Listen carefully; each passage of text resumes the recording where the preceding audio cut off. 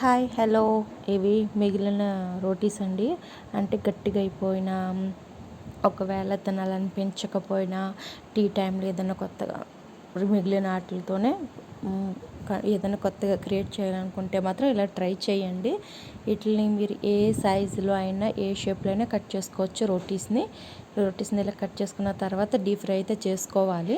ఇలా deep fry అయిన తర్వాత కంపల్సరీగా ఇందులో చాట్ మసాలా అయితే వేసుకోవాలి. చాట్ మసాలా, ఉప్పు, అలాగే కారం వేసుకొని మొత్తం ఒకసారి బాగా కలుపుకొని టీతో పాటు తింటే ఉంటుంది. అసలు నిజంగా ఇది మిగిలిన రొట్టెలతో చేసినట్టే అనిపించదు. ఈవినింగ్ టైంలో లేదంటే పిల్లలకు ఒక కొత్త స్నాక్లా ఉంటుంది అన్నమాట. నా వీడియో నచ్చినట్టయితే సబ్స్క్రైబ్ చేసుకోండి. ఇలా రోటీస్ అయితే మీకు బోల్డ్ వెరైటీస్ అన్ని చూపిస్తాను. ఎందుకంటే నేను గుజరాత్లో ఉంటాను కాబట్టి ఇక్కడ ఎక్కువగా రోటీసే వాడతాము. మిగిలిన రోటీతో లేదంటే రోటీతో ఏమేమి చేస్తామనేది ఇంకా వీడియోస్